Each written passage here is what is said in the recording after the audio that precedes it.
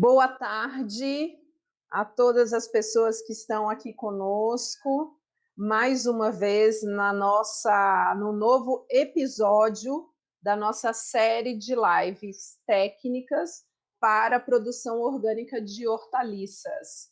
É uma grande satisfação estar aqui com vocês mais uma vez na segunda-feira. Sempre às 16 horas estaremos aqui. Cada semana haverá um tema de interesse, onde as nossas pesquisas e dos nossos parceiros elas vão poder ser apresentadas e que a gente tem um espaço também de interação com aquelas pessoas que estão aqui, né, trabalhando, desenvolvendo essas tecnologias, para a gente sempre buscando, né, a melhoria dos nossos sistemas produtivos orgânicos, né?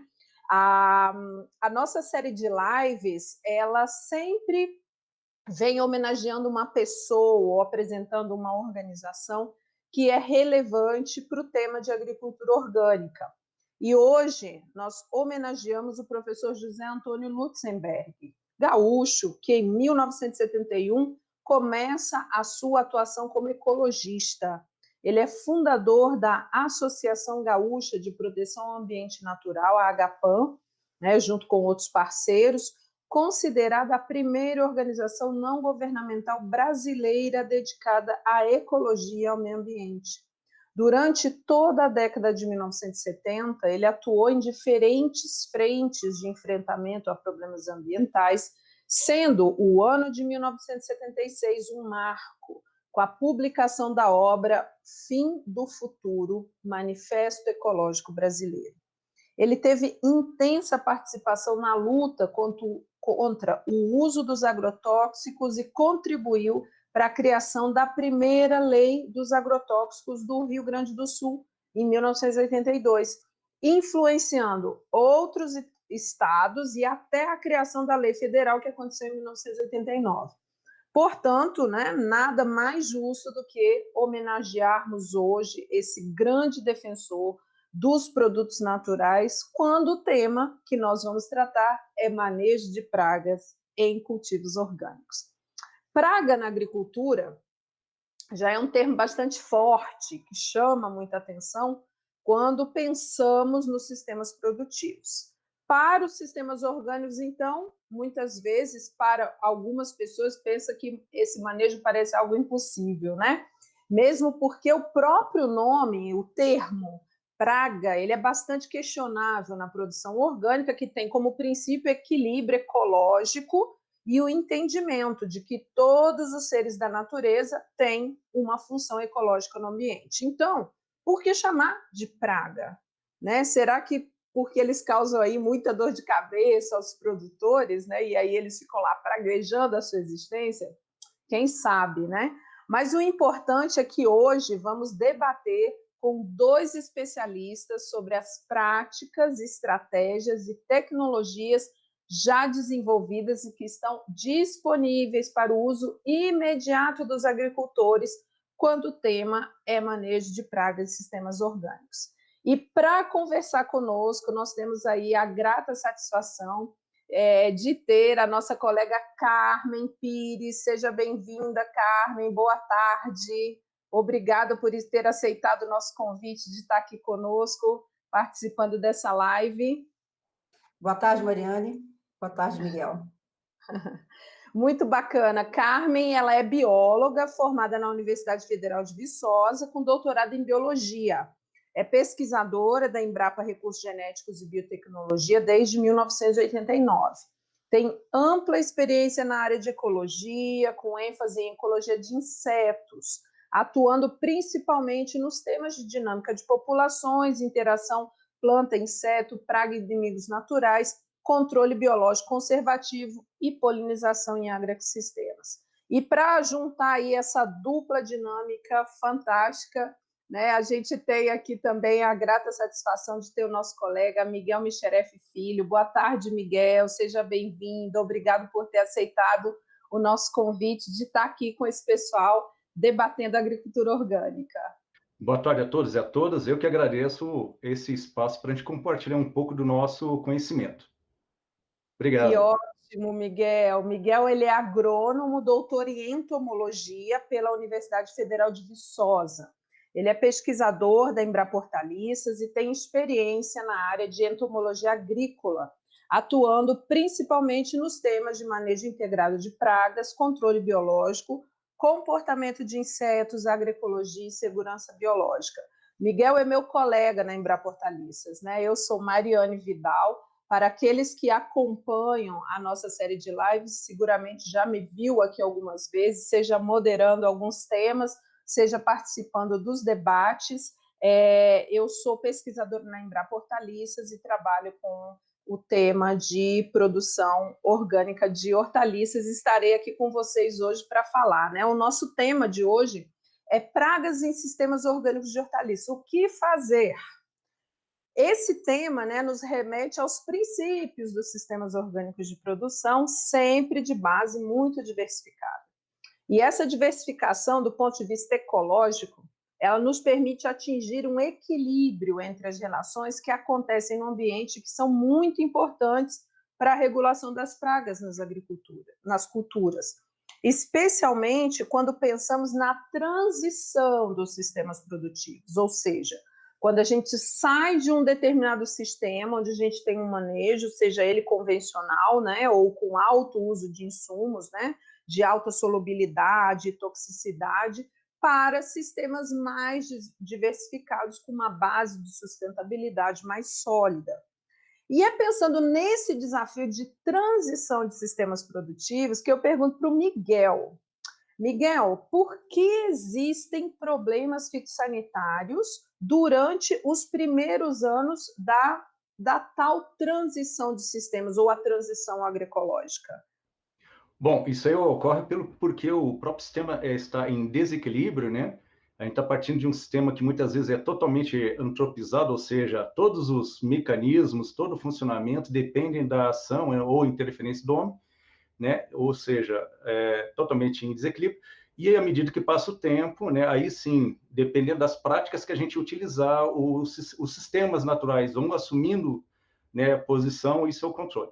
Só que isso pode demorar de 3, 4, 5, até 8 anos, dependendo da propriedade, da região e do sistema adotado ali.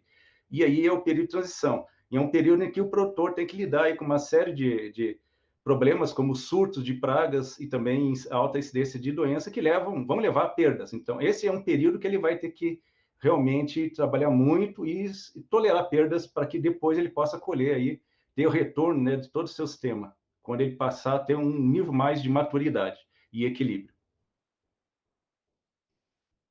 É interessante isso que você coloca, Miguel, porque de fato, então o agricultor ele sai de um sistema onde ele está ali com manejo, né, e uma lógica, e quando você muda isso, quando você altera a forma de manejo, de fato o que você tem é uma quebra daquilo ali, né? Então depende de um tempo para que aquele sistema volte a se entender, né, com aquela nova forma de manejo, não é isso?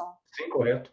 Por exemplo, a gente está vendo aí a ciclagem de nutrientes, antes era substituída quase que plenamente pelo uso de fertilizantes, né, químicos sintéticos. A questão do controle biológico praticamente é eliminado, dependendo da situação do sistema de produção intensivo, substituído por pesticidas, principalmente agrotóxicos, inseticidas, acaricidas químicos sintéticos, né? Inclusive até a polinização, dependendo da situação, totalmente dependente ou do vento ou da própria polinização realizada pelo homem. Então, é um sistema muito artificial que acaba depois mudando aos poucos, né? A natureza passa a assumir, né, as rédeas novamente de todo o funcionamento daquele agroecossistema, né? Claro, desde que trabalhado dentro dos princípios e todas as práticas favoráveis, né, à biodiversidade, ao funcionamento do agroecossistema, né, conforme a filosofia aí, né, da agroecologia. Acontece que meus gatinhos gostam de participar desses eventos ao vivo, mas vamos voltar aqui, Miguel, para você. Você assim tem bastante experiência com essa parte de hortaliças. Conta para a gente quais são os principais grupos de pragas que acontecem em cultivos orgânicos de hortaliças? Bom, são praticamente as mesmas pragas, em princípio, que ocorrem em cultivo convencional, né? E é claro que à medida que o sistema vai amadurecendo, algumas pragas deixam de ter importância, passam a ser uma praga secundária ou ocasional. Mas, de uma forma geral, a gente tem pelo menos 5 grupos facilmente aí, conhecidos, reconhecidos no campo. Insetos sugadores, e que podem ser transmissores de vírus, como pulgões ou piolhos, mosca branca, cochonilhas, né? E outros insetos do gênero. Depois, insetos desfolhadores, né? E que também podem causar bloqueamento de vagem ou frutos, como aí temos aí exemplos dentro da área de hortaliças, traço tomateiro, broca das curbitáceas, a latraça das brásicas, né? A plutela, que ataca, perfura toda a cabeça do repolho, né? Broca pequena do fruto tomateiro, algumas brocas de vagens, que são lepidópteros, né? Depois temos ainda os insetos que habitam o solo ou a superfície e que atacam mudas pequenas, né? Que causam corte, né? Tombamento, ou então que atacam mesmo dentro do solo raízes tubérculos, como por exemplo a vaquinha, né? Que a fase larval é uma larvinha mesmo, vive no solo e é conhecido como larva alfinete e perfura a batata, deixa a batata toda cheia de perfurações, manchas e tudo mais. Depois ainda temos os ácaros pragas, que não são insetos, são parentes distantes das aranhas, dos carrapatos, que também são importantes, né, de uma forma geral, são importantes na agricultura. E, por último, que não tem nada a ver com inseto e ácaro, né, mas são importantes, e a gente aqui, por exemplo, na região do centro-oeste, no Planalto Central, a gente vive com esse problema no período chuvoso, que são as lesmas e caracóis, ou seja, os moluscos também, que são importantes, por exemplo, em culturas folhosas, como alface, couve, rúcula, né, que dá muito trabalho para os produtores nesse período. Então, seriam 5 grupos básicos. É claro que, dependendo da cultura, uma praga ou outra vai se destacar. E também, dependendo do tipo de manejo, né, que a gente vai criar um rótulo agora, é um manejo integrado de pragas em essência, mas quando a gente direciona para o manejo dessas pragas em sistemas agroecológicos orgânicos, a gente chama de MAP, Manejo Ecológico de Pragas. Dependendo das práticas utilizadas ao longo do cultivo, a gente consegue reduzir aí uma série de problemas. E uma que outra praga que passa a ser ainda uma praga problemática em surtos, mas isso aí é bem pontual, dependendo da cultura. Muito bacana, Miguel. Eu tenho certeza, assim, vai ter muita coisa. Eu acho que você falou muita coisa aí que a gente vai voltar a debater aqui. Mas a gente está falando aqui de praga, né? E aí me veio essa curiosidade, né? Carmen, a gente está aqui falando da praga, né? Mas eu sempre vejo uma pergunta assim que acontece muito entre os agricultores, né? Como é que eu diferencio o inseto? Como é que eu sei que aquele inseto é praga ou como que eu sei que aquilo é um inimigo natural, né? E o que é esse inimigo natural? Então, eu gostaria que você contasse para a gente um pouquinho disso, Carmen. Então, eu vou começar a responder pelo final aí, né? O que é inimigo natural, né? Às vezes a gente vai na área de um produtor e o nome, né, inimigo natural, ele já vê aquilo como um inimigo dele, né? Na verdade, ele é um inseto benéfico, né? Na natureza, vamos começar pelo grupo, vamos falar um pouco aqui insetos. Insetos é o grupo mais diverso que nós temos na natureza, dentro do grupo dos artrópodes, né? É um grupo muito diverso. Então, nós temos muitos insetos que comem plantas, muitos. Mas também a gente tem um grupo grande que não come planta, mas come outros insetos. Então, esses são os ditos inimigos naturais, mas inimigos naturais não nossos, mas dos insetos praga. E uma coisa que a gente tem que chamar atenção é que não é porque você viu um inseto na planta que aquele inseto é uma praga. O primeiro conceito, a primeira coisa que você tem que ver quando o produtor vai na área dele é ver a abundância, ele vê vários insetos.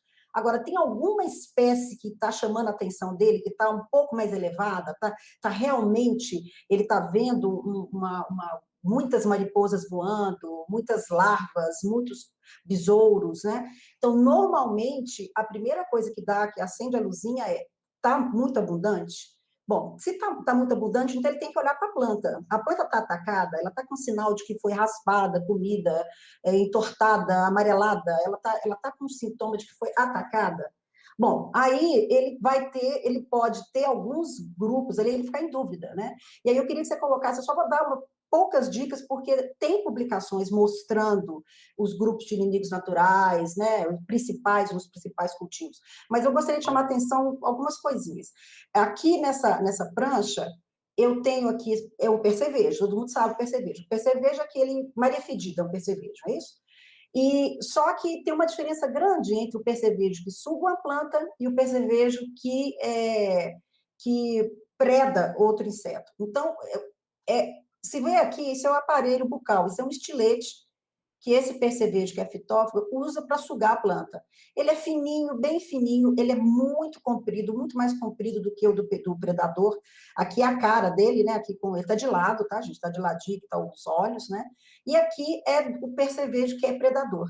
E esse estilete dele é um estilete menor, tá vendo? Tem 3 segmentos aqui, tem mais alguns aqui, mas é um estilete robusto. Por que ele tem que ser robusto? Porque ele vai inserir esse estilete em outro inseto que tem uma carapaça. Os insetos têm um exoesqueleto, né, duro. E aí ele precisa... Olha aqui na foto, tá vendo aqui? Ó, olha como é que é curvo e muito menor do que o desse aqui, que é o fitófago, né? Então, é uma maneira, tá? Agora, é fácil? Não, não é fácil.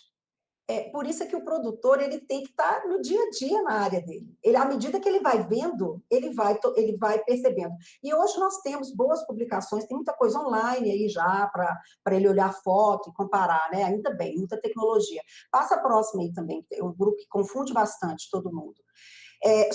Aqui é o besouro, né? E aqui muita gente confunde.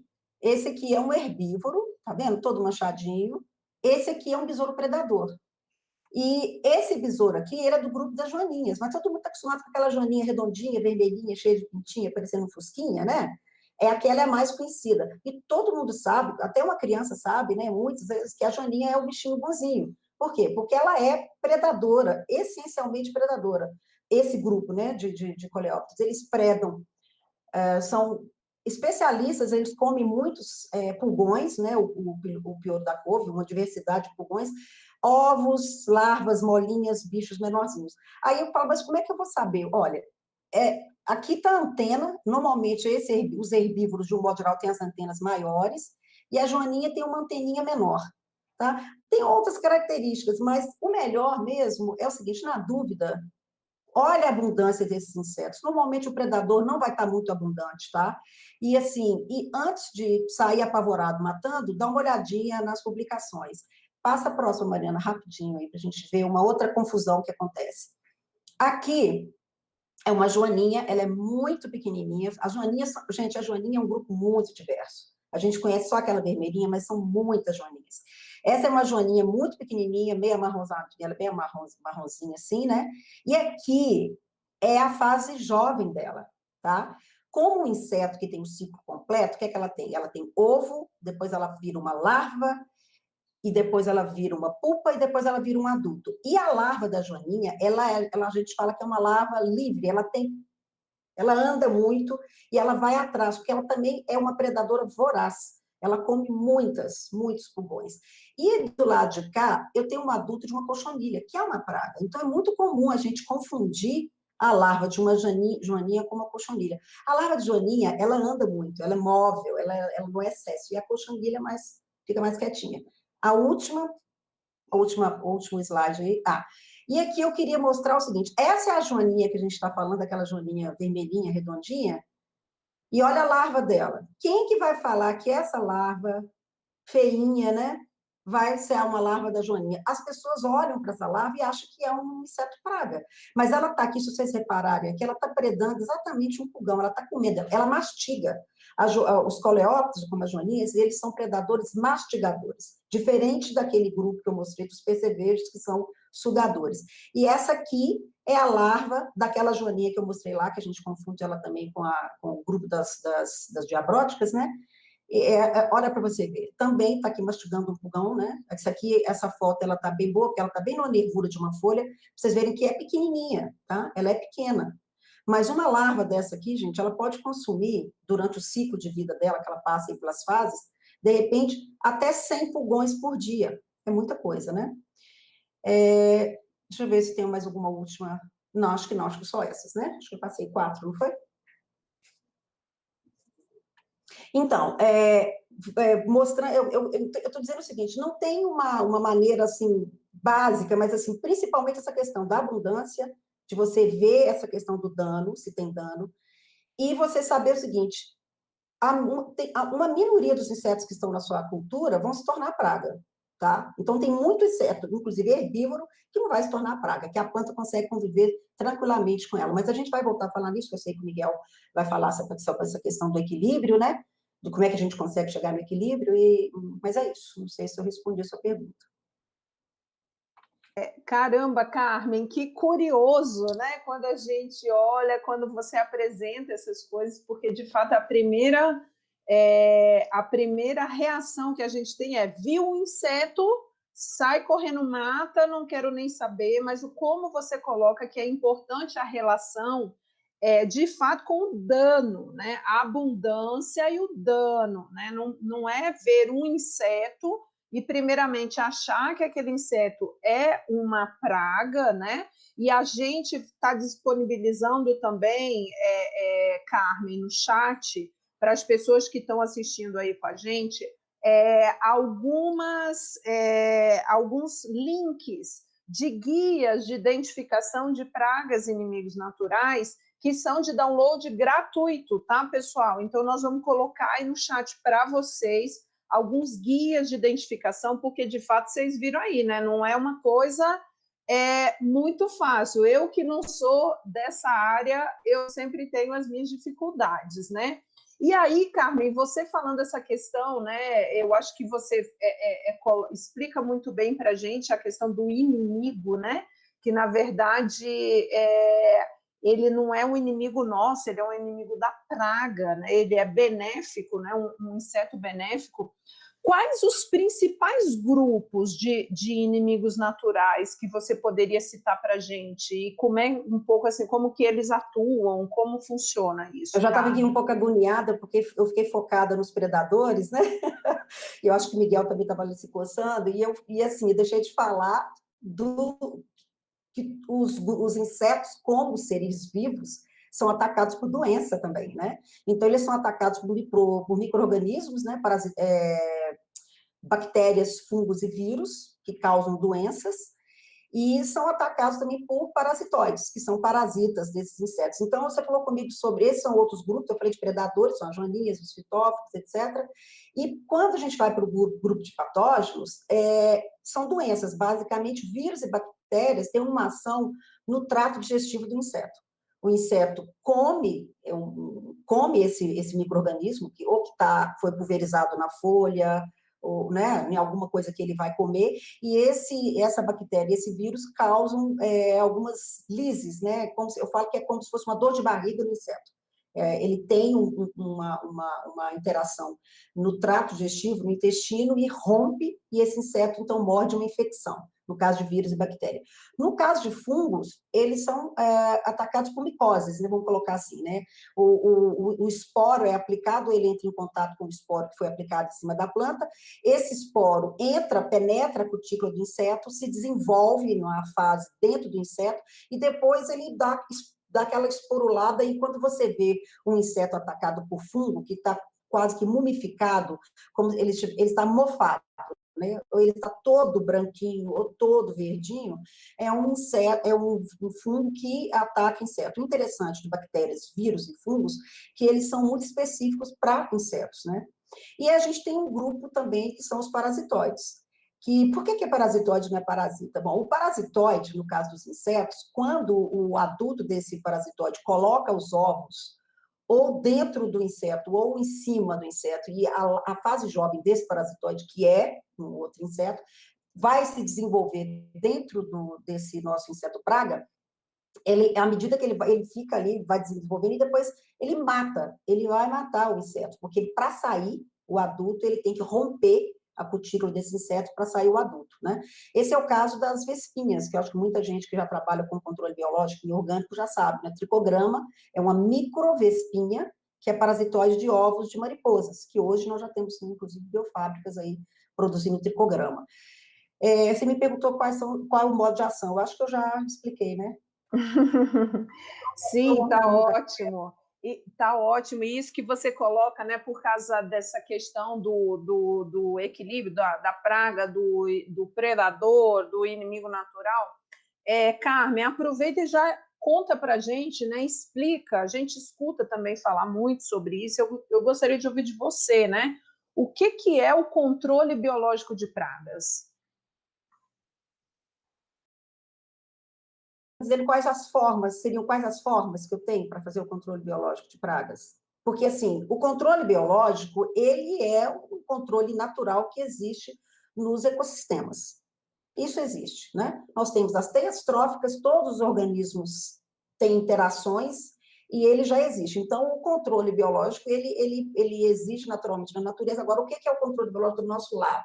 Nós aprendemos com a natureza, a gente conhece quem são os inimigos naturais e a gente, então, a gente está fazendo uso disso. Então, a gente tem algumas maneiras de usar o controle biológico. Uma maneira seria através da introdução de inimigos naturais de outros lugares. Normalmente, a gente usa essa forma quando a praga é exótica. Quando eu tenho uma praga que foi introduzida no país acidentalmente, né, normalmente, a gente teve aí recentemente o caso da armígera, né, a lagarta, ela não ocorria aqui, ela veio, vou ocorrer, e quando ela chega no lugar que ela não se desenvolveu ali, ela não vai ter seus inimigos naturais, né? Então, a população dela vai explodir. Então, qual que é a única solução possível? Você ir no país de origem, nos países de origem, buscar aquele inimigo natural que ocorre ali, que convive com aquela praga, e levar para o país onde ela foi introduzida. Então, esse é o que a gente é o controle biológico clássico, que é através da introdução de inimigos naturais de outros locais. E aí nós temos também uma forma que a gente chama que é o controle biológico inundativo ou inoculativo, que na verdade é o controle biológico aumentativo. Você produz o seu inimigo natural em quantidade e qualidade e você aplica esse inimigo natural. Isso normalmente a gente faz para micro-organismos, né? Bactérias e vírus e fungos, né? E você pode fazer de uma forma aplicações periódicas ou você pode fazer inoculações e deixar com que esse inimigo natural vá aumentando, você também manipula um pouco o ambiente e ele vai aumentando e vai se estabelecendo. E a terceira forma é o controle biológico, que a gente chama de controle biológico conservativo ou natural, que é nada mais do que você manipular o seu agroecossistema para você favorecer aqueles inimigos naturais que já estão ali naquele local. Então, você tem várias formas de manipulação, né? Você começa, a base disso tudo é a diversificação, tá? Então, a outra forma de controle, seria o controle biológico conservativo. E aí a gente pode depois conversar um pouco sobre as formas de diversificação, o que a gente pode fazer. Muito legal, Carmen. Inclusive, a Embrapa, e você participou, né, também, a Embrapa lançou um livro esse ano sobre controle biológico, não foi isso? Aqui no Senargem, a gente tem um grupo grande, multidisciplinar, que trabalha com controle biológico, né, com os diferentes grupos de inimigos naturais, e aí a gente resolveu, né, editar um livro, as editoras foi as colegas Eliana Fontes e Maria Cléria, né, Valadares Ingles, e esse livro ele está cobrindo bem todos os aspectos, assim, os aspectos desde a parte de ecologia, e passando por todos os tipos de controle biológico, né, e com bons exemplos. Está bem atualizado, é um livro que dá bem os conceitos básicos do que é controle biológico, né, e com bons exemplos. Muito bom, Carmen. E ele está disponível para download. Exatamente isso que eu ia falar. E a melhor parte de tudo isso é que ele está disponível ainda para download gratuito, não é isso? A gente está disponibilizando para vocês aí no chat.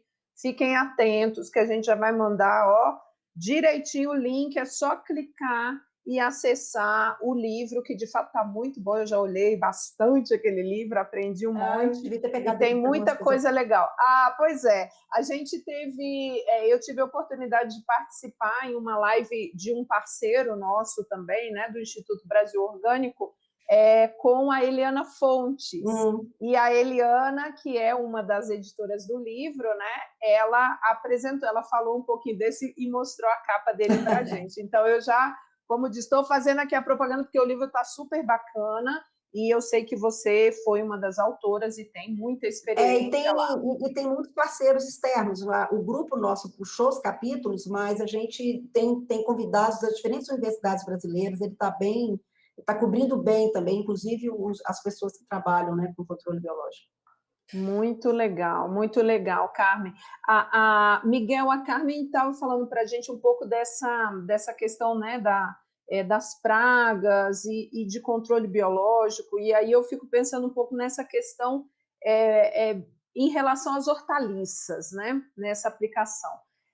Que hortaliças elas apresentam o maior desafio para você realizar um manejo eficaz de pragas nos cultivos orgânicos? Você tem algum grupo, algumas hortaliças que você acha assim, mais chaves ou que são mais desafiadoras para esse processo? Sim, com certeza, e são as que mais agregam valor na venda, né? Primeiro, né, como todos eu acho que já até imaginam, tomate. Segundo, batata. E terceiro, né, ali, embora até pareça fácil, mas nem sempre morango, né, por uma série de pragas que ocorrem ali. Mas tomate e batata, principalmente por insetos que transmitem vírus, né, são vetores, e por algumas lagartas aí que ou desfolham, ou então, no caso da vaquinha, né, que é um besourinho, que ataca lá o tubérculo da batata. São culturas muito sensíveis, tanto para pragas como para doenças, né? E é claro que já existe há um bom tempo aí o trabalho de pesquisa da Embrapa e outras instituições de pesquisa e ensino também, para desenvolver materiais mais rústicos, cultivares mais adaptados às condições, né, de produção agroecológica, produção orgânica, que consigam ali lidar com todo o sistema, porque são culturas também muito exigentes em termos de nutrientes e clima, e microclima, e também que possam aí tolerar mais pragas e doenças, né? Então, são as três culturas mais complicadas. As mais fáceis, e talvez até a sugestão para quem quer começar como um iniciante, né, um praticante de produção agroecológica, comecem com as folhosas, couve, né, uma rúcula, um repolho, brócolis, couve-flor, né? E aí vamos para vamos já para uma direção para algumas que são um pouco mais complicadas em função das pragas, tá? Por exemplo, a alface. A alface é uma cultura super rápida, se dá muito bem, mas na transição às vezes pode ter problema, porque a gente tem como uma praga-chave ali os trips, né? E os pulgões. Ambos desses grupos são transmissores de vírus, né? E a gente tem muito problema para controlar, né? Manejar esses vírus no período de transição. Por isso que a alface, dentre as folhosas, fica lá no finalzinho da fila, porque tem outras culturas que até, inclusive, a gente até brinca, às vezes encontra planta no meio do mato produzindo tranquilamente, até melhor do que no limpo totalmente. Então, tem essas culturas que são aquelas culturas chaves para quem quer, né, começar a trabalhar, conhecer o ambiente, né? Então, seria isso aí. Realmente, os nossos grandes desafios é obter aí tomate, né, com alta qualidade, alta produção, ou, né, uma produção sustentável que garanta aí uma boa receita para o produtor, né? Principalmente, eu estou falando na fase de transição, né? Na fase de passagem de convencional para agroecológico. E a gente já teve experiência, depois de 4, 5 anos, é possível, sim, produzir tomate em produção agroecológica, orgânica, com alta qualidade, peso, né, de produção digamos, mais de 800 gramas por planta e de alta qualidade, e com pouco problema até de pragas. Mas, claro, fazendo todo um manejo, dentro de uma visão bem sistêmica, holística de todo o sistema. Vamos falar? Miguel, e é sobre isso mesmo que eu queria te perguntar, né? Porque você está colocando, principalmente assim, só que tomate, batata, né? Morango, mas é possível, né? Porque a gente Sim. vê isso acontecendo, né? A gente vê esses produtos, inclusive com excelente qualidade, né? E aí eu queria que você contasse um pouco para a gente justamente sobre essa experiência, né? Quais são as principais formas de você manejar as pragas, né? Na produção orgânica de hortaliças. Que estratégias né, os agricultores eles teriam assim disponíveis, ou que formas e conceitos são fundamentais para que você de fato crie um ambiente que não seja tão propício para o desenvolvimento dessas pragas?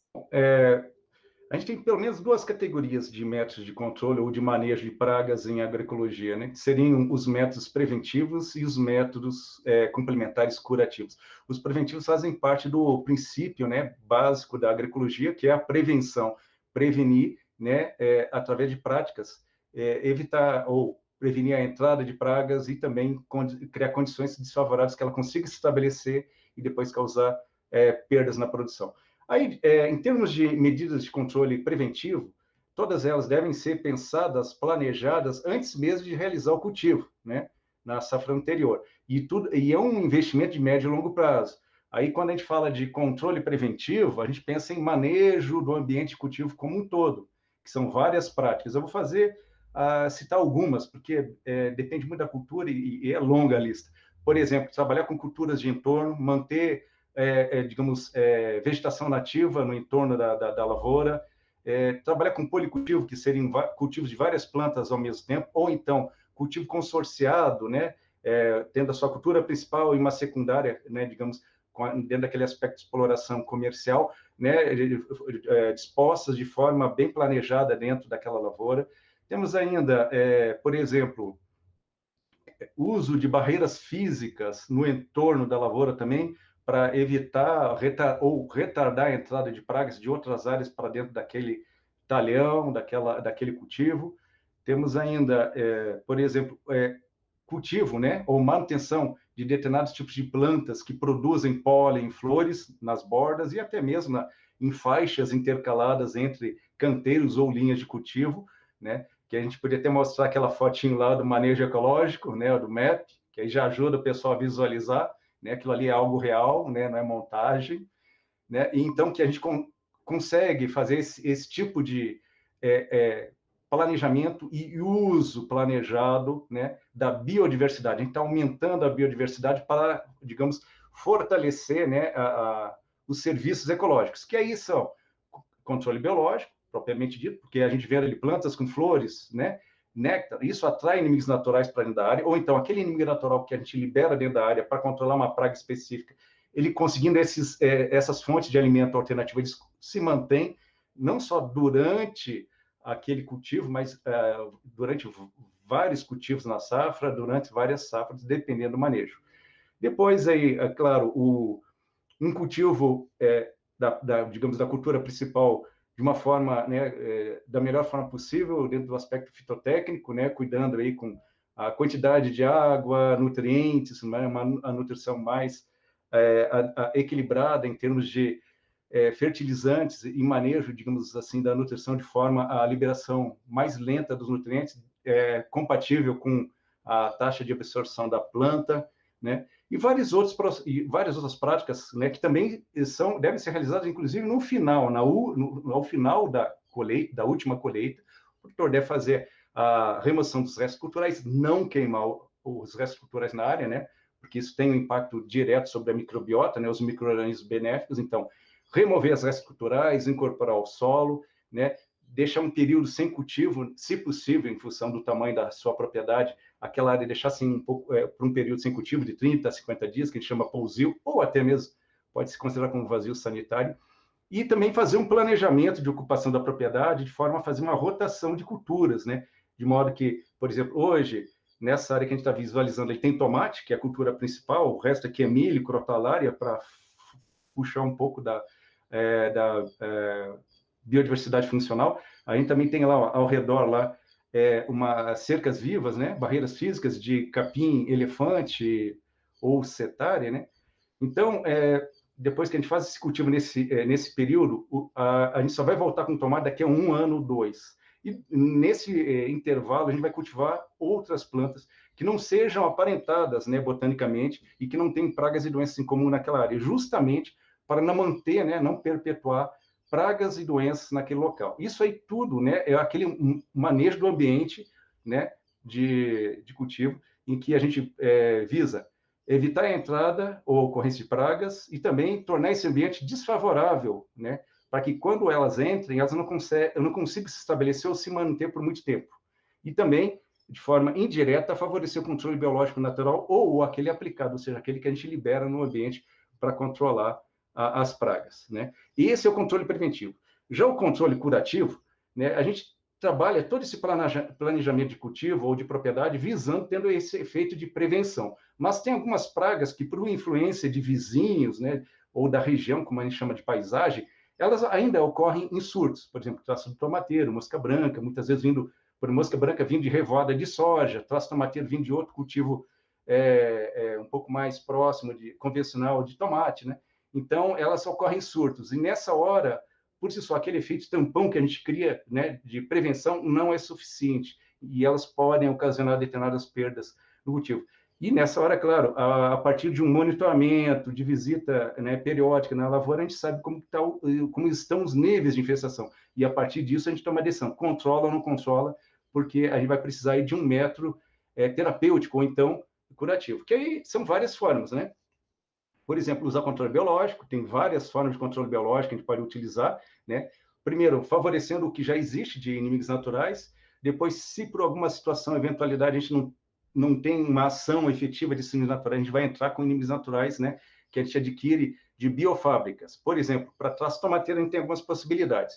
Primeiramente, para traço tomateiro, a gente já pensa em uma combinação de dois agentes. Primeiro, a vespinha tricograma, como a Carmen colocou, é uma vespinha minúscula que ela ataca, né, ela parasita o ovo que a mariposa coloca.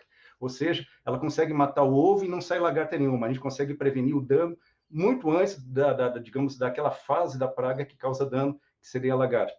A gente pode combinar a liberação de tricograma preciosa, dessa vespinha, junto com um inseticida biológico, à base de Bacillus thuringiensis, que é uma bactéria que acaba matando o inseto por infecção generalizada. Na realidade, desculpe o palavreado, mas o que a gente causa ali é uma verdadeira diarreia com essa lagarta, com essa bactéria. A lagarta causa um problema, um distúrbio intestinal. Depois de 3 dias de ela ter sido infectada pela lagarta, pela bactéria, ela já para de se alimentar e tal. Então, são dois conjugados. Por quê? O parasitoide atua no ovo. O Bacillus thuringiensis, o inseticida, atua na lagarta. De repente, se o parasitoide não conseguir localizar uma parte dos ovos, vão eclodir e as lagartas vão partir para o ataque.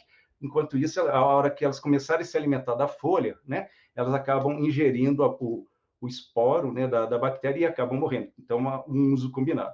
Aí tem outras pragas também que a gente pode usar, né, esse tipo de controle biológico, por exemplo, fungos, Bovéria e baciana, para uma mosca branca, né, só que em regiões que têm alta umidade, acima de 60%, funciona muito bem. A gente tem outros fungos também chamado, por exemplo, Isária, também que funciona. Hoje a gente tem esses produtos disponíveis no Brasil.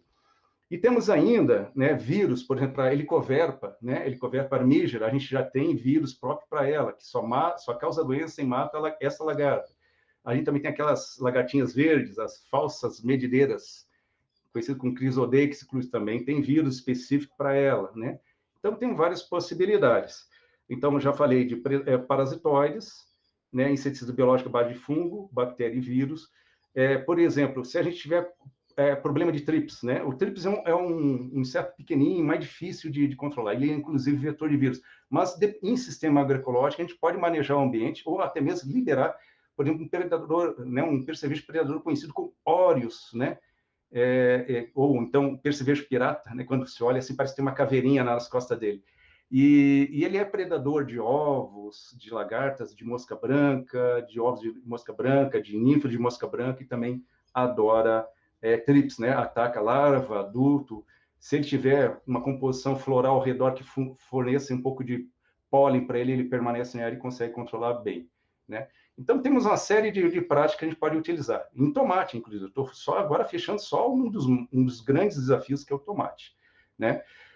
Para a mosca branca, quando ela tem vírus, claro, a gente já propõe, né, algo preventivo, que é assim, dependendo do tipo de vírus que ocorre na região, do histórico, por exemplo, lá um mosaico dourado, eu vou utilizar uma cultivar que tenha resistência, que hoje já existem inúmeras. Então, já é planejado e controle preventivo, né? Ou, por exemplo, vira-cabeça, que é um vírus transmitido por trips, também que pode ser problemático em determinada situação. Eu vou prever a compra da semente lá atrás, vai ser o controle preventivo. O controle curativo, no caso do trips, seria, por exemplo, no caso do óreos, né? Se em algumas situações a população ainda persistir, a infestação persistir, eu posso utilizar, mas aí de forma controlada, bem cautelosa, óleo de nim, né? O óleo de nim permite aí que a gente possa utilizar uma ou duas aplicações. Também, claro, varia e depende da certificadora. Mas por que não muito mais do que isso? Porque a gente pode usar uma série de extratos vegetais para controle de lagartas, pulgões, mosca branca, né, trips e companhia. Mas tem que saber utilizar, né? Tem que seguir as recomendações de bula, do técnico, né? E até, às vezes, muitas vezes, da empresa que vende, porque os extratos vegetais, se forem utilizados em doses acima do recomendado ou com muita frequência, a gente acaba causando os mesmos impactos que os inseticidas químicos ou os acaricidas químicos sintéticos. Então, tem que tomar um pouco de cuidado. Na maioria das vezes, os extratos vegetais são permitidos, né, pelas certificadoras durante esse período de transição, de 5 a 6 anos, porque sabe-se que ali é um período muito difícil de manipular, por exemplo, contar com um controle biológico efetivo naquele período. Claro que à medida que a gente vai trabalhando no ambiente, os inimigos naturais vão chegando e atuando, mas muitas vezes aquelas pragas que causam surtos, a gente não consegue ter a presença do inimigo natural ou a atividade em momento adequado, então a gente pode lançar mão disso aí. Outras formas, que pode ser controle curativo ou preventivo, é usar armadilhas atrativas, por exemplo, armadilhas coloridas, por exemplo, na cor amarela e azul, que atrai, por exemplo, amarela, atrai pulgão, mosca branca, né? Aquela a mosquinha da larva minadora das folhas, azul, atrai trips, né? Atrai algumas outras moscas aí que muitas podem estar presentes lá e serem pragas no substrato, né? E causar problemas em plantas, né? Os fungos gnats e companhia. Né? Então, assim, tem uma série de possibilidades e tudo isso sendo feito dentro da cultura tomateira. Desde a fase de produção de mudas em viveiro, até depois do transplantio, até a colheita. Né? Então, tem muita coisa, dependendo do caso, e, é claro, da região, da disponibilidade de produtos, né, e possibilidade de uso dos produtores.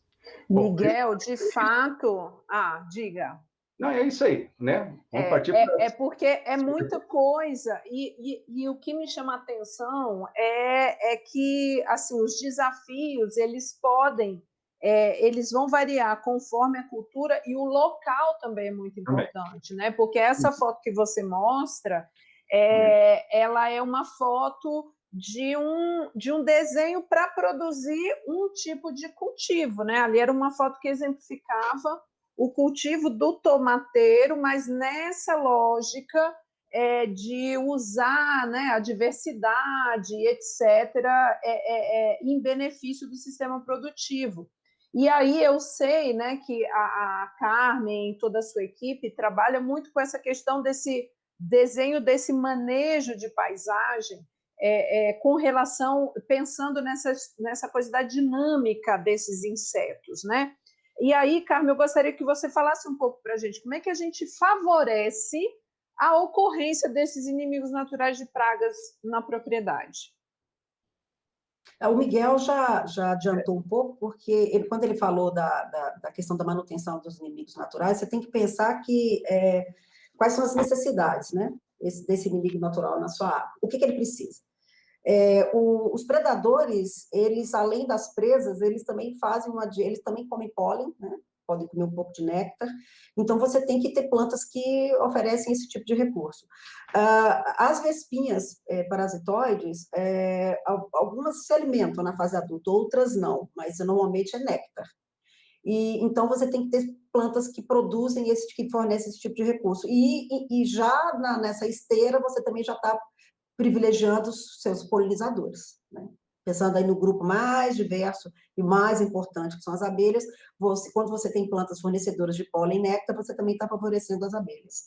E, assim, um grupo de plantas que a gente já sabe, né, porque através de coletas em campo, alguns poucos estudos de laboratório, que são boas fornecedoras de pólen e que este pólen, esse néctar, favorece a longevidade, faz com que esses inimigos naturais produzam mais ovos, são as plantas de crescimento espontâneo, que na agricultura a gente chama de invasora, né? Mas na ecologia, do ponto de vista da ecologia, são plantas de crescimento espontâneo. São plantas que, quando tem uma área aberta, elas são as primeiras, as pioneiras, as que vêm rapidamente, as que crescem muito rapidamente. Então, quando a gente fala de favorecimento de inimigo natural, né, de inseto benéfico como polinizadores numa área de produção, e aí vale para qualquer área, pode ser área convencional também.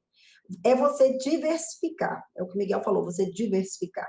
E você tem hoje técnicas, nós falamos, são técnicas de diversificação. O que seria? Não seria bem uma receita, porque você tem primeiro que ver a área do produtor, o produtor vai ter que conversar, ele vai ter que saber o que ele quer produzir na área, né?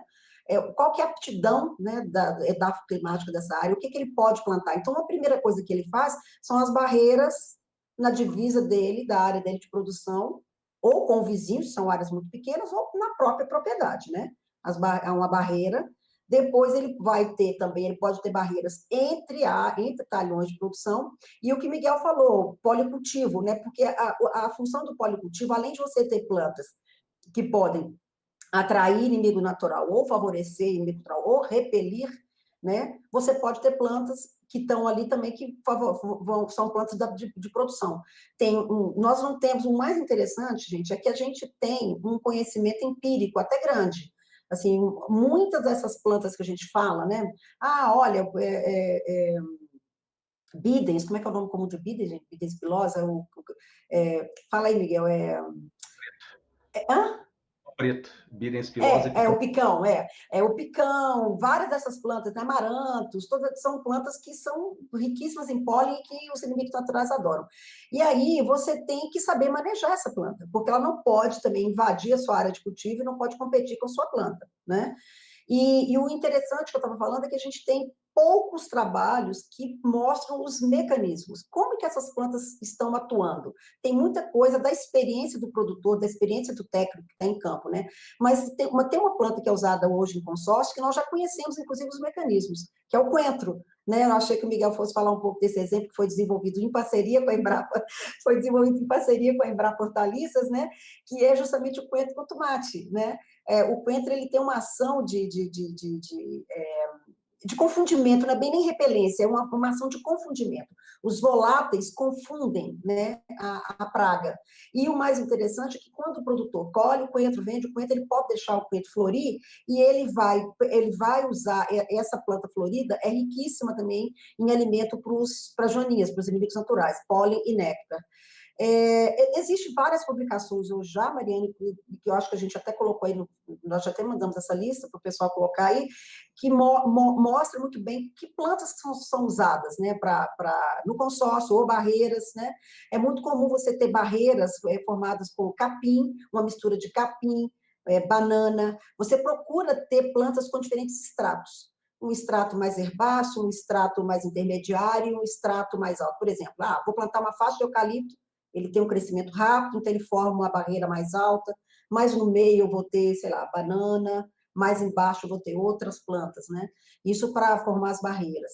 Você pode ter outro desenho. Se o produtor quiser ser um produtor que trabalha com hortaliças e frutas, você pode ter faixas de canteiros com faixas de agrofloresta. E na faixa de agrofloresta, ele vai ter plantas para madeira, né, para mourão de cerca, como eucalipto, vai ter plantas para produção de frutas. E o importante é você, na escolha dessas plantas, ver a aptidão da região, não adianta você colocar nada que a região não dá, a aptidão do produtor, o que ele quer, né, é importantíssimo, ele tem que produzir, ele tem que ser culturas que ele tem vontade, e se ele já não tem experiência, mas vontade de produzir, plantas que não estão competindo com as suas plantas, e plantas que o Miguel até chamou atenção. Você não pode ter plantas que sejam hospedeiras daquela sua praga, da sua cultura principal, porque senão você vai estar criando o herbívoro que vai migrar para a sua cultura, né? Então, assim, não existe uma receita, mas vamos falar, para o controle biológico conservativo e mesmo para o controle biológico, para o equilíbrio, a base de tudo é diversificação. É sair de uma cultura só, ou duas ou três, para uma área de mais culturas, né? Então, diversificar é a chave do sucesso. Tá? Muito legal. Óbvio que a gente está falando a minha horta aqui, com 4 plantas, da praga. Então, assim, não é uma monocultura, mas quando você sai do ambiente natural, que é um ambiente hiperdiverso, e você vai para um canteiro, 2 ou 3, você já tem uma pressão, né? Os insetos, eles se confundem na diversidade. É um certo confundimento para achar as plantas. Porque como é que o herbívoro acha uma planta? Ele acha através dos voláteis, ele acha através do mosaico de cores, né? Então, quando você diversifica a sua cultura, você também está camuflando a sua cultura chave também. Muito bacana, Carmen, Miguel, estou vendo assim, adoro quando vocês falam, porque a gente vê a importância que a diversidade ela tem para conformar esses desenhos produtivos, né, de uma maneira assim bastante robusta, né? O nosso tempo, assim como sempre, ele voa, a gente não vê, e eu quero já começar a fazer algumas perguntinhas aqui do nosso chat, e vou dando um tempo também para vocês trazerem outros temas aí que vocês acham interessante. Mas olha só, a Joaninha gerou muita curiosidade aqui no nosso chat, né? E tem umas perguntas que são do tipo: tem como reproduzir Joaninha em casa? E se tem criação massal de Joaninha para liberação em lavoura? O que vocês contam para a gente? Vai lá, Carmen, essa é a sua. Depois eu complemento. Então, a Joaninha é um desafio. A gente fez, nós atualmente a gente está com um projeto com a Joaninha e para criar a Joaninha em laboratório, em quantidade, é bem complicado. Por quê? Ela precisa comer pulgão para ter uma boa produção de ovos. Como é que a gente alimenta a Joaninha em laboratório? A gente dá o pulgão, a presa, a gente coloca também um suplemento, né, de açucarado, né, que seria essa fonte aí de carboidrato. No caso, não sei, acho que no caso a gente está colocando um melzinho, mas de repente pode ser até uma solução de água com açúcar bem concentrada. E aí a gente já testou dietas proteicas, porque quando você pensa em criação massal, você tem que ter uma facilidade de criar. Então, as biofábricas, elas têm algumas dietas, algumas coisas que você cria esse inseto de uma forma mais rápida, né? E a Joaninha, ela deixou, nós testamos 10 tipos de dietas proteicas, a base de ovo, a base de várias coisas, e enquanto a gente não associou com pulgão, dando pulgão, ela não teve uma boa produção de ovos. Então, não é fácil criar, não é fácil criar. É um desafio, fica aí, tem algum estudante aí que está querendo fazer uma tese de mestrado, doutorado, fica aí o desafio. Tente criar a Joaninha artificialmente, já tem alguns trabalhos, já tem algumas tentativas, tá? Com dieta artificial, e aí o grande X da questão, como substituir o pulgão nessa dieta da Joaninha? Você consegue manter a larva, consegue manter o adulto, ela completa o ciclo, mas sem uma boa quantidade de pulgão, ela na parte de ovos. Então, assim, é decepcionante, mas a gente ainda não tem uma criação. Pelo menos eu não sei, Miguel, tem alguém criando Joaninha para vender? Que eu saiba, Olha, não. é o seguinte, outro dia até me consultaram, né? Existe uma. Estou fazendo propaganda, mas não vou falar quem é, tá? Não vou falar, vou só dar a ideia, depois o pessoal corre atrás. Eu sei que tem um movimento, pessoal ambientalista que está trabalhando essa parte de insetos benéficos, tá? E Joaninha é um deles em Belo Horizonte. Acho que é alguma campanha entre escolas e a prefeitura, né? E aí nos consultaram, quais são as empresas? Já teve empresas de grande porte que produziram joaninha e vendiam joaninha. A questão toda, além da trabalheira que exige, ela é um pouco exigente em dieta, na fase final complica um pouco, porque a larva é canibal, uma come a outra. E aí o que complicava para a liberação, digamos, eu botar num pacotinho e mandar para o produtor ou para o praticante de jardinagem lá, né, caseiro e companhia, é que se eu deixar todo mundo junto, eu posso botar 20, vai chegar um só. Então, as empresas tinham que botar 2, 3 pupinhas no máximo, às vezes ao larvinhas, né? Já na fase final, já para empupar, dentro de tubinhos, né? Em um monte de tubo para a pessoa utilizar lá à frente. Então, acaba que, dependendo do ponto de vista das biofábricas, que tem todo um custo-benefício, acabou que várias delas, tinham duas, parece, eles acabaram tirando de mercado essa questão da joaninha, né, ser vendida em larga escala. Existem, por exemplo, na internet, se procurar, tem algumas, tipo, empresas, acho que de fundo de quintal. Eu não vou nem fazer propaganda, não. Mas tem. Quem forneça, até tem um kitzinho, uma casinha, toda uma cidadezinha das joaninhas, né? Para quem gosta de fazer isso aí. Tem. No Brasil ainda tem. Não sei se estão entregando e com a quantidade garantida, né? Porque pode combinar 10 lá, vai chegar 2, 3, né? Agora, tem um método mais alternativo, mais in loco, como on-farm, como a galera gosta de falar, né? Aquelas caldeiradas mágicas, brincando, que eu sei que tem gente assistindo, você brinca com as caldeiradas mágicas, que é a produção de alguns agentes de controle biológico dentro da fazenda ou dentro do sítio, né? E uma delas, e esse, no caso, não tem problema de contaminantes e riscos à saúde, né, humana, é o seguinte, tem um cantinho lá, erva doce, ou então coentro florido, vai encher de pulgão, o pulgão vai atrair as joaninhas, vai encher de joaninha. Isso lá no CNPH já fez isso, né, faz aquelas fileiras de coentro, ele floresce, enche de pulgão, enche de joaninha, depois enche de pupinhas, que são meio alaranjadas, avermelhadas, no caule seco do coentro ou da erva doce, né, por conta do pulgão, e a gente corta embaixo a rama, leva tudo. Pode fazer isso aí uma liberação, digamos, massal dentro de um telado, como se fosse um cultivo protegido orgânico, ou então nas bordas da lavoura, né? É possível fazer isso sim. Na região, pelo menos no Planalto Central, isso é possível, porque a gente tem cultura vegetando todo ano, a chuva é torrencial, mas é concentrada, então, quando chove, é muito difícil encontrar joaninha no campo, mas também não encontra pulgão, porque morre todo mundo afogado. Mas quando começa a estação seca, a gente consegue ter essa produção. Então, dentro da propriedade, é possível fazer isso, trabalhando com canteiros aí de coentro, erva doce, né? E é interessante que esses pulgões não atacam a maioria das culturas agrícolas nossas, a não ser erva doce, né?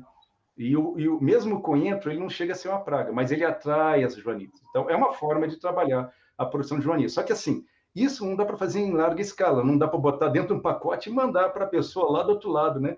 Lá em Manaus, né? Então, é para fazer in situ, é on-farm, a palavra bonita, né? Mas dá para fazer, né? Isso aí E isso é muito importante, né, Miguel? Isso que você coloca, porque assim o processo é a gente buscar mesmo estimular a partir dos recursos locais, né?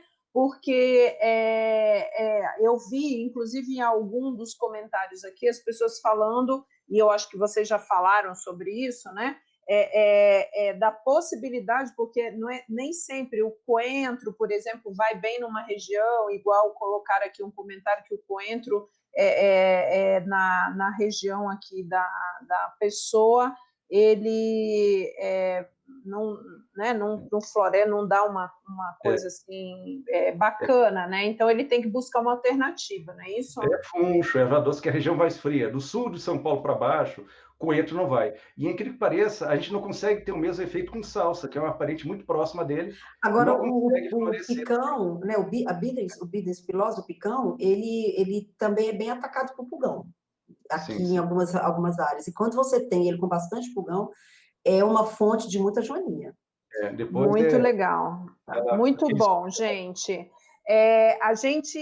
Nós vamos dar sequência aqui nas perguntas. Olha, eu não estou falando o nome das pessoas das perguntas, porque tem alguns nomes aqui muito difíceis que eu não consigo pronunciar. Então, assim, para não ficar assim falando o nome de um e do outro errado, eu estou fazendo as perguntas, tentando juntar algumas coisas aqui, tá?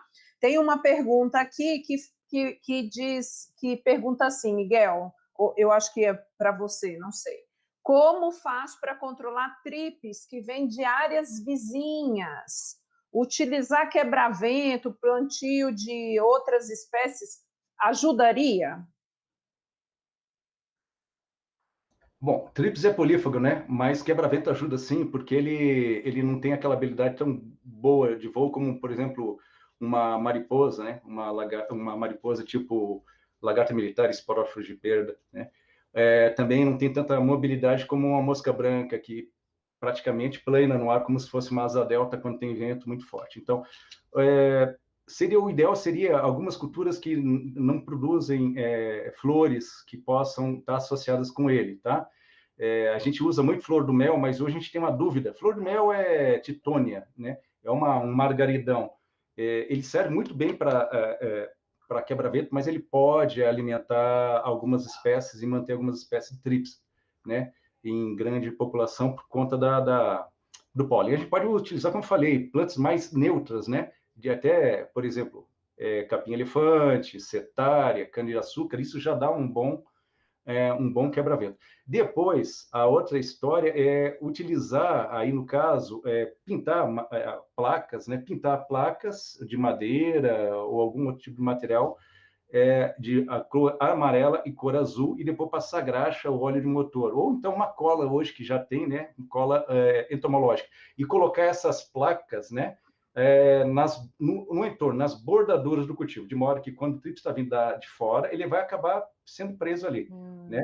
E é o adulto. Se não, o adulto não entra dentro da lavoura, não tem a fase larval, né? Então é uma boa forma de conseguir neutralizar os trips nessa região, né? Nesse ponto da lavoura. Pode ser também, quem tem um pouco mais de dinheiro, tem aquelas bobinas, né? Faixas plásticas adesivas, também funcionam do mesmo jeito. Né, só que é bem mais caro. Ou então aquelas lonas de construção azul ou amarelo também estica, né? Claro, faz uns furinhos para que o vento possa atravessar e não derrube aquela barreira física artificial, e colocando cola ali a gente consegue também controlar. Essas são as formas mais simples, né? Depois disso já começa a complicar um pouco. A questão toda dependendo da cultura. Trips é problema para culturas que realmente tem como praga-chave o trips e um vírus. Quando não existe vírus no sistema, né, não é um problema, não existe uma doença viral problemática, a gente consegue tolerar o trips, né, com uma população até bem maior, e aí pode até aí trabalhar aí com controle biológico, né, ou então em algum surto populacional, aí, ou algum extrato vegetal. Mas, de uma forma geral, se não tiver vírus, é tranquilo, dá para se trabalhar. Né? Aí o que sempre se preconiza, né, no caso de mosca branca e trips, que os cultivos sejam bem distantes. Tem que evitar realmente muita proximidade, e principalmente com áreas convencionais. No caso de trips, de tomate, ou então de cucurbitáceas que produzem muito pólen, flores e tal, e que servem de fonte de criação. No caso de mosca branca, evitar ao máximo possível cultivos próximos de soja e feijão. Tá? Então, tem algumas formas aí de a gente trabalhar. Funciona. É claro que é metade do serviço, né? A gente tem que trabalhar o ambiente em si como um todo para cada vez menos ser favorável ao trips. Sempre tem pouco, mas a ideia é não deixar ter uma grande infestação. Excelentes dicas, Miguel. A outra pergunta que eu vou fazer, eu acho que talvez seja para Carmen, não sei. Bueno, pergunta, Carmen, plantas aromáticas ajudam nesse controle de pragas?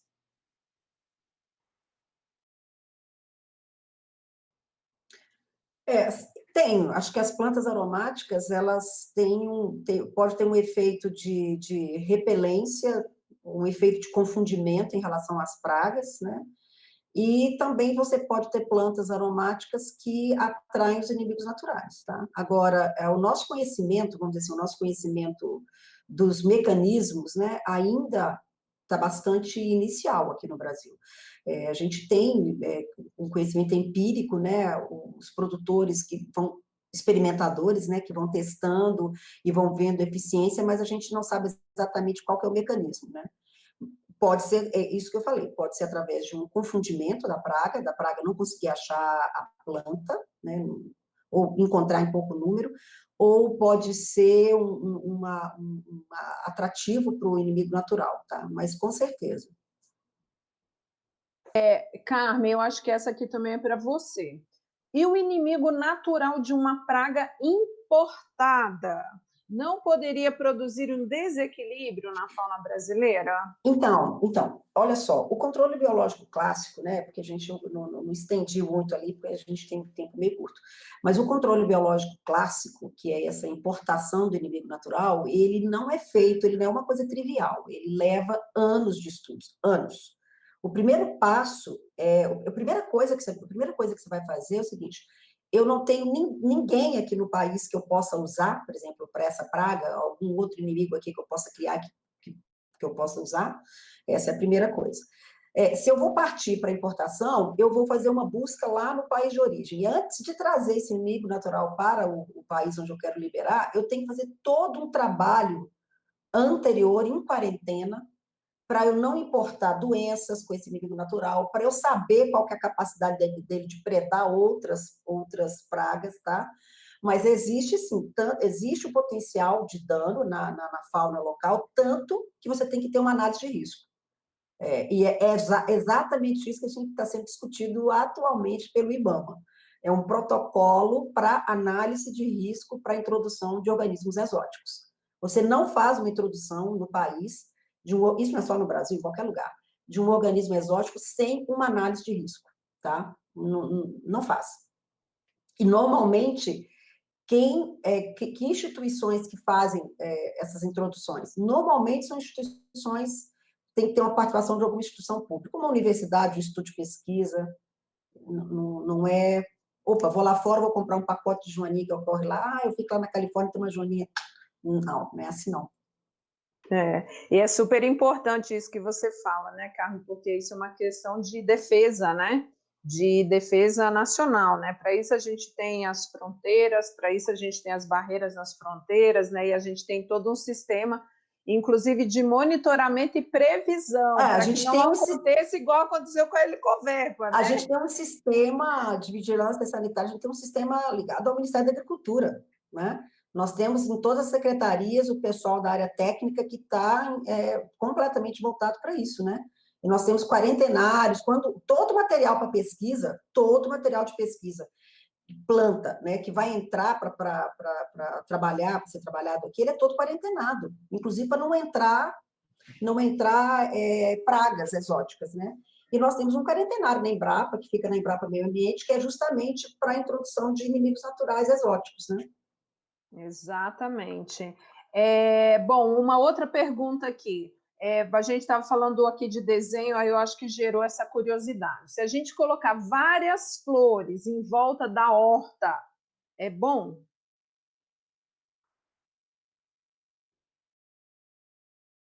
Não sei se Miguel ou Carmen quer comentar. Bom, eu vou falar, depende, né? Ajuda. A curto prazo, em princípio, ajuda. Aumenta a biodiversidade, polinizador, inimigos naturais e tal. Pode atrair uma praga ou outra, né? Mas depende, assim, se for uma horta, ajuda. Se for um cultivo já comercial, tem que se pensar um pouco mais, né? Porque vai ter, claro, dentro da visão de agroecologia, tu não vai ter monocultura. Tu não vai ter monocultura. Pode ter uma cultura principal e explorar em uma área mais extensa, mas tem uma secundária e uma terciária ali para manter a biodiversidade e também ter várias fontes de receita, né, financeira. Depende muito da cultura principal, né, que de repente, tipo, alguma planta que possa atrair, digamos, um trips aí mais complicado, tem que se pensar. Mas quando é horta, não. Quanto maior a biodiversidade, melhor. Porque imagine uma horta, né? A mesma coisa que servir um prato quente, uma feijoada, só tem aquela panelinha para toda a comunidade da região, né? Aquilo passa a ser uma ilha, é uma monocultura, querendo. Então, a tua horta tem que ter a sua diversificação também, a médio e longo prazo, porque aí as coisas vão entrar mais em equilíbrio. Então, é interessante, tá? Agora, se fosse um cultivo comercial, que visa lucro, produção, de repente, até em escala, em uma dimensão maior, depende da planta, né? É isso que a gente vem falando, que tem muita coisa que hoje já é empírica e deu certo, na tentativa e erro de longos e longos anos aí dos produtores, a gente sabe, né? Tanto é que aí depois a Carmen pode complementar até mais, porque ela trabalhou em cima disso aí, o que as plantas companheiras que se combinam, né? Que de uma forma ou outra, uma ajuda a outra, não tem pragas em comum, não tem doenças em comum. E tem aquelas plantas que são antagonistas ou antagônicas, que não pode se misturar aqui. Né? Às vezes tem pragas em comum, doença em comum, ou então, por efeito de alelopatia, uma afeta a outra negativamente. Então, depende muito. Né? Se for por uma horta, é tranquilo. Se for por um cultivo comercial visando aí uma rentabilidade médio e longo prazo, tal, aí tem que se pensar um pouquinho, né? Quais são as culturas, o clima, as pragas mais comuns na região, e aí o que eu vou colocar ali? Porque, na realidade, a gente vai fazer um desenho, um redesenho da propriedade, mas de forma planejada, sabendo quais os objetivos que a gente quer, atrair quem e controlar quem naquele todo, né? Que é diferente da convencional. O produtor prepara a área, toca um monocultivo e acabou. Você vai se preocupar só ali dentro. Na agroecologia, não. A pessoa tem que se preocupar com tudo que tem no cultivo, no entorno e muitas vezes até na propriedade, para contar com esses mecanismos de equilíbrio ali, de compensação, né? dentro daquela propriedade. Então, assim, um pouco mais complexo. Depende, né? Eu falei, Sim. folhosa é tranquilo. Agora, tomate depende quem é a praga principal lá, né? Não é usar assim qualquer Não flor, deixa né, esse a campo, todo não. custo, né? Não, Porque a gente sabe que tem algumas pegadinhas aí. Olha, eu vou tentar fazer aqui mais duas perguntas que eu vi aqui que apareceram mais, assim, vou tentar juntar, tá, gente? Eu não estou conseguindo fazer assim uma por uma pergunta, mas a primeira delas que eu gostaria de fazer antes da gente finalizar, ela pergunta sobre o NIM, vantagens e desvantagens do uso do NIM para controle de pragas em hortaliças. Miguel, vou deixar você responder essa, mas assim, já existe alguns trabalhos mostrando um efeito negativo dele em inimigos naturais, né? Agora, a gente pode generalizar que ele mata todo mundo? Não, a gente não pode generalizar nem em relação até em alguns inseticidas, que são os mais generalistas possíveis, né? Mas eu vou deixar para o Miguel, porque ele tocou nesse assunto na hora que ele estava falando, e acho que ele tem mais informações. Assim, de uma forma geral, os extratos vegetais a curto prazo ajudam, né? Eles é uma forma de causar mortalidade, né? Quase que equivalente a um inseticida sintético. Embora ele seja biodegradável, não deixa muito resíduo, né? Acaba degradando rapidamente. Ele tem um efeito interessante, mas tem que ser feito e utilizado de forma cirúrgica, por um dado momento, né? O produtor não pode usar aquilo ali de forma preventiva, calendarizada, porque senão aí ele vai causar o mesmo desequilíbrio que os inseticidas ou acaricidas sintéticos que são utilizados na agricultura convencional. Então, tem um limite de uso, né? A vantagem do NIM, assim, não digo vantagem, até chega a ser uma desvantagem, porque a matéria-prima até pode ser produzida no Brasil, uma boa parte é importada, né? Por exemplo, o óleo de NIM, boa parte do óleo de NIM é importado, vem de vários países, até da América Central. Né? Aqui chega um óleo mais bruto, purificado, diluído, né? Claro que a gente vai ter bons produtos e produtos que são basicamente água suja, porque a empresa quer lucrar muito em cima, né? É um produto extrato natural. Temos extratos que poderiam substituir NIM de origem, digamos, brasileira? Temos, né? A gente tem várias notícias de óleos essenciais e outros extratos vegetais mesmo que atuam. O NIM é prático, ele funciona como se fosse um inseticida químico sintético na hora da emergência. Ele é quase que um substituto, né, do químico sintético dentro da agricultura orgânica. Tanto é que ele dependendo da certificadora, eles só permitem o uso dele com um uso bem restrito durante o período de transição.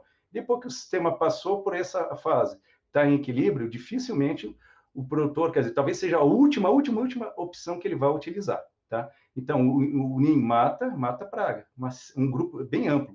E dependendo da dose, ele até pode se tornar sistêmico, quando aplicado lá na raiz, em forma de torta, né? Mas isso é, assim, e como ele tem vários compostos, ele é difícil o uso dele ao longo do tempo selecione populações com resistência, como é diferente, né, de um inseticida piretroide, né, que ele tem um modo de ação bem específico, é um ou dois ingredientes ativos que atuam em determinada fisiologia do inseto ou do ácaro, e acaba criando resistência a partir de um determinado momento. O NIM não, são vários compostos, né? A azadiractina é um dos principais, mas tem vários outros, e tem várias formas de ação, então acaba inibindo, né, minimizando a resistência. Embora tenha casos de uso de NIM, né, de inseticidas altamente purificados de NIM lá fora, que, por exemplo, a traça das crucíferas, das brássicas, a Plutella, né, que ataca a repolho, já tem resistência. O pessoal, né, em função do uso exagerado de NIM, né, como inseticida na agricultura convencional. Aí, para te ver um modelo que pode se repetir na orgânica. Por outro lado, ele tem que trabalhar dentro de uma dose, né? Porque essa dose mata a praga e muitas vezes tem pesquisas que dentro dessa faixa é o produto seletivo, ou seja, ele é seletivo, ele não mata o inimigo natural. Se o produtor usar uma dose maior ou usar com mais frequência, ele está colocando no sistema uma concentração muito maior daquele ingrediente ativo, e aí acaba matando. Então, ele coloca por água abaixo todo aquele processo, todo aquele atributo de seletividade, então tem que saber utilizar. Então, ele tem prós e contras. O pior de todos que eu acho é porque não é um produto que a matéria-prima é brasileira, tem que ser importada, e aí o custo é muito alto. para ser um custo muito baixo, quando o produtor adquire, com certeza aquele produto é muito diluído. Tem muito óleo de soja ou até óleo de dendê diluído lá dentro e não vai funcionar.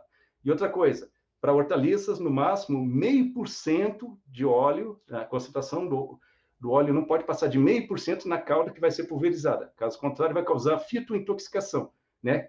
Queimar folha, aborto de flores, aborto de frutos e tudo mais. Então, tem que ser também trabalhado dentro desse limite também.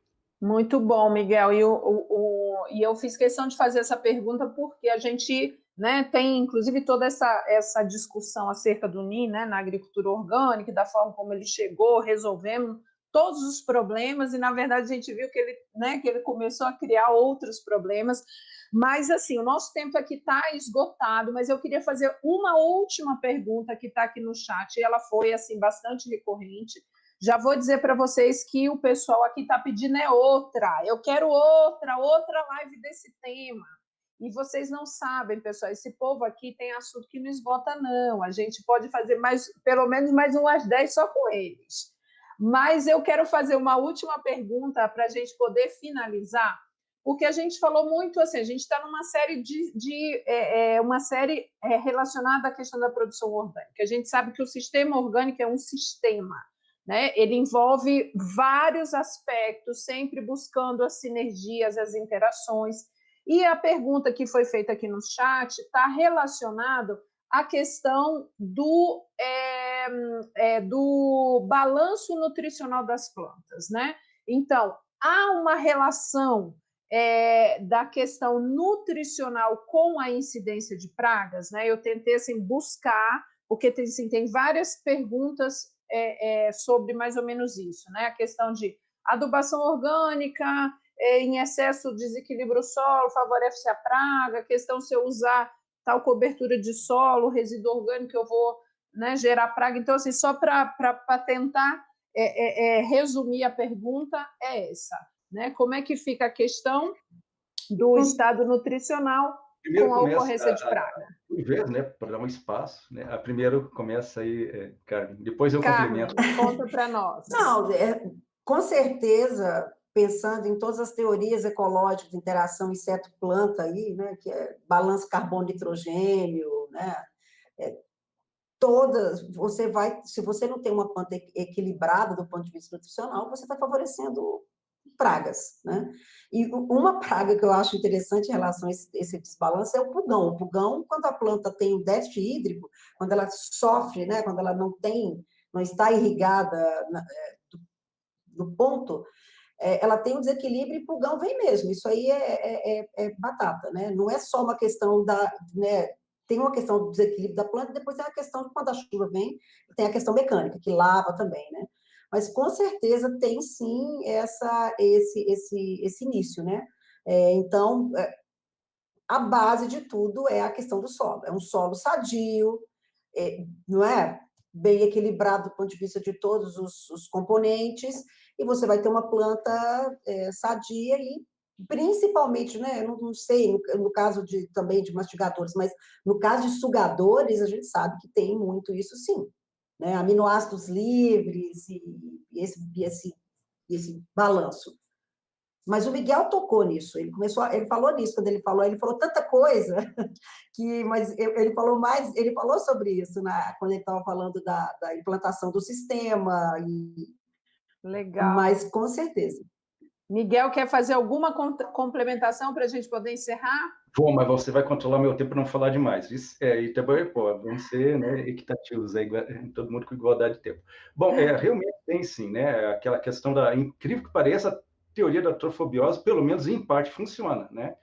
Toda vez que a planta entra em estresse ou tem um aporte excessivo, involuntário até de determinados nutrientes, como o nitrogênio, ela tem um desequilíbrio, aumenta aminoácidos solúveis que isso aí, desculpe o palavreado, é uma bomba, né, favorável, é um Viagra para pulgão, para mosca branca, para trips, né? Eles conseguem aumentar em muito a taxa reprodutiva em função disso aí. A questão toda é como manejar essas relações. Não é só nitrogênio. Há muitos anos a gente trabalhou com essa relação carbono e nitrogênio, ajuda, mas não é tudo. Nitrogênio e potássio, né? Também ajuda, tem que ter mais equilíbrio, não pode ter uma descompensação, não pode ter muito nitrogênio em relação ao potássio. Em termos de produção agroecológica, potássio, né, como qualquer outro nutriente, né, só que ele é um íon livre, ele não fica, né, retido na argila ou no solo, ele é perdido por lavagem, por chuva, então é muito difícil a gente conseguir manter esse equilíbrio de potássio no cultivo. Claro, cinza ajuda, mas por um período de tempo. E aí também depende da cultura. Uma cultura que tem um desenvolvimento mais lento, uma taxa de absorção mais lenta, ou aquela que é super rápida, é praticamente uma biofábrica, né, como um alface que em 40 dias fecha o ciclo, né? Então depende muito da cultura, né? Outras relações, muitas vezes nitrogênio, magnésio, nitrogênio, fósforo, também tem essas relações, né? O que a gente tem que tomar cuidado é não exagerar. Por exemplo, incrível que pareça, desculpe aí o pessoal, né? Não é da caldeirada mágica, não, mas, por exemplo, bocacha em excesso. O bocacha, muitas vezes, quando o produtor, dependendo da forma de preparo e do uso, ele funciona quase como uma ureia, né? É um soro na veia. Se o produtor exagerar demais no bocacha, além de ter alguns problemas aí, talvez, né, de salinização, que não é o grande problema do bocacha, mas ele vai colocar muito nitrogênio no sistema.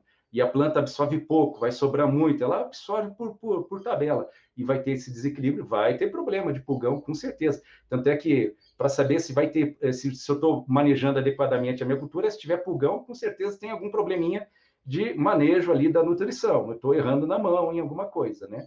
Outra coisa, para a gente ver que tem diferença quando o produtor usa bocacha no período seco e no chuvoso, pelo menos na nossa região aqui. Quando tem muita chuva, a reciclagem da matéria orgânica é acelerada, então libera muito mais nitrogênio, então a planta cresce mais, então o período, embora, não digo chuva, mas tenha mais umidade, a chance da planta ter um surto de pulgão é maior do que um período mais seco, mas que ela tenha água ali para manter os níveis, né? Mas a questão é da água que entra no solo para acelerar a mineralização. Então tem esses aspectos. Isso aí eu brinco, né? É que nem tocar viola. Tu vai afinar a viola, cada caso é um caso, não existe a receita pronta. O produtor vai aprender isso de 3, 4, 5 anos. É claro que hoje a gente tem pesquisadores da Embrapa, técnicos, pessoal da Emater, né, de várias regiões, que eles já têm essa vivência, e para aquela região eles sabem, ó, nesse período dá para usar isso, naquele tal. Ou então, está desequilibrado por análise foliar, vamos fazer isso, aquilo. Né? A médio e longo prazo ele consegue consertar. Só que não existe remédio milagroso. Né? Aquele adubação foliar para orgânica é um negócio meio estranho, né? Tu não vai aplicar e outro dia a planta vai escolher. Não, tem todo um processo. Então, é afinar a viola. Então, cada caso é um caso, mas a ocorrência muito bom. é digamos assim, o nosso termômetro para saber se o manejo de solo, de nutrição está correto nas culturas, pelo menos em hortaliças. Maravilha, Miguel. E assim, eu estou te ouvindo falar aqui, eu estou lembrando dos temas que a gente já abordou na nossa série, né? E dos temas que nós vamos abordar. Então, assim, o chat aqui, né? Nós vamos terminar a nossa conversa, mas assim, vários elogios no chat para vocês dois. Elogios para a nossa série, que a gente está reunindo um timaço para conversar aqui sobre técnicas para produção orgânica. Eu deixo aqui assim um super agradecimento a você, Miguel, a Carmen, né? São grandes parceiros nossos, dos nossos trabalhos aqui de agricultura orgânica, e a quem assim eu parabenizo por todo o trabalho que vocês vem realizando, né, em prol dessa melhoria dos nossos sistemas. E eu vou deixar o convite para todos vocês que já estão aqui acompanhando conosco, que sigam conosco na semana que vem. Semana que vem o tema está um pouco relacionado com isso aí que o Miguel falou, porque na semana que vem nós vamos aprofundar no uso da matéria orgânica nos sistemas produtivos. O nosso tema é como usar as substâncias úmicas nos sistemas orgânicos de hortaliças. Então, ficou curioso? Esteja com a gente, segunda-feira, 16 horas, aqui no canal da Embrapa. Esperamos vocês. Muito obrigada, uma ótima semana a todos. Obrigado também, um abraço a todos. Obrigada, Mariane, pelo convite. Obrigada a todo mundo, né, que ficou até agora aí escutando. Tchau, Miguel. Tchau para vocês todos. Tchau. Cuidem-se, cuidem-se. Cuidem-se, vamos nos cuidar.